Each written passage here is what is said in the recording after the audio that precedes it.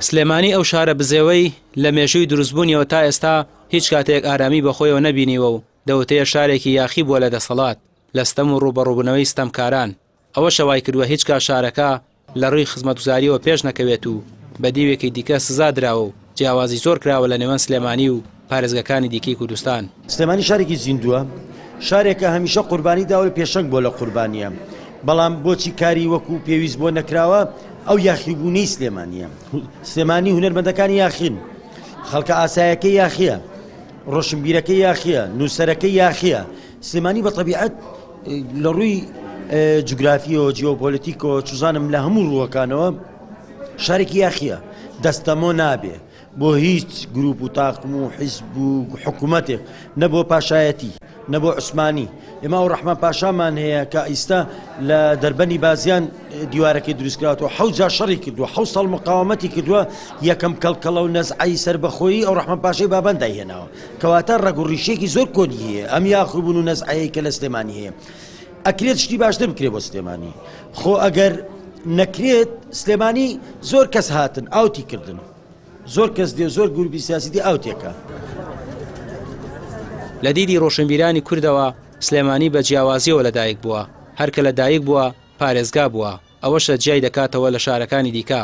سلێمانی هەمیشە سەرمەشق بووە لە خەباتی ڕزگاری خوازی گەلی کورد، هەمیشە دەنگی دلێر بووە بەرامبەر داگیرکار و خۆسەپێنەرانی ئەم شارە، بۆیە دەوترێت بەشێک لەو هۆکارەی وای کردووە سلێمانی لە ڕێی خزمەتگوزاریەوە ئاوڕی لێ نەدرێتەوە، بەر سزای لایەنە سیاسی و حکومەتەکان کەوتووە. لە دوای نزیک بە 236 یان 37 ساڵ لە دامەزرانی شاری سلێمانی بەداخەوە لە ڕووی بەڕێوەبرنەوە، لە ڕووی خزمەتگوزاریەوە، لە ڕووی ئیدارەدانەوە، لە ڕووی سیاسیەوە لە زۆر ڕۆ لە پاشەکشەیەکی گەورەدایە. بۆی ئەم شارە هەمیشە بۆتە قوربانی باردەقای پێشەنگایەتی، باردەقای ڕێبەرایەتیکردنی ئەم شارە لە بزاوی ڕزگاری خوازی کورد، لە بزاوی ڕۆشنبیری و سەقافی و کۆمەڵایەتی میلەتی ئێمە کە شارێکی پێشەنگ بۆ. لێرە زمانی ئەدەبی یەکگرتووی کوردی سەری هەڵدا، لێرە نالی و سالم و کوردی سەریان هەڵدا و گەورە بوون و بوون بە پرسێگوچکەیەکی گەورەی بابان. لێرەوە هەردوو تەریقەتی قادری و نەقشبەندی لێرەوە سەری هەڵدا، لێرەوە ستاپی ڕۆژنامەگەری کوردی و گەشەی سەقافی، لێرەوە بەشی زۆری پارتە سیاسیەکان لێرەوە کاری سیاسیان دەست پێ کرد. بەڵام بۆتە قوربانی ئەمڕۆی بارودۆخی کوردستان. بەداخەوە لە هەرێمی کوردستاندا ئەمڕۆ وەکو سەردەمی حیزبی بەعس و دەسەڵاتی ڕابردوو شاری تازەی دەبێ، ئۆردوگای تازەی دەبێ. ئەو شارانەی کە دێرینن خاوەن ڕابردووێکی گەورەن، ئەو شارانەی کە پاشخانێکی گەورەی معریفی و سەقافیان هەیە لە وشیاری لە گەشەسەندن، ئەمانە پشتگوێ خراون و ئەمڕۆ شاری سلێمانی بۆ تا باجی ململانێ سیاسیەکان دەدا، باجی ئەو جۆرە یاخیبوونەی دەدا کە شارێکی لیبراڵە، هەمیشە شتەکان تاقی دەکاتەوە، شارێکی دەروێشی نییە، شارێک نییە ئینتیمای بەجێگیری بمێنێتەوە.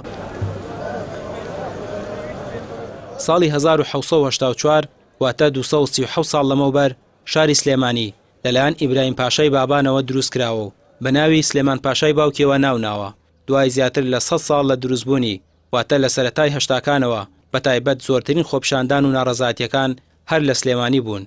ئێستا سلێمانی ڕاستە پایتەختی ڕۆشنبیریە و مێژوویەکی دێرینی هەیە، بەڵام لە ڕووی پێشکەوتن و ئاوەدانیەوە زۆر لە دوایە. ڕامیار عوسمان، کەناڵی پێام، سلێمانی.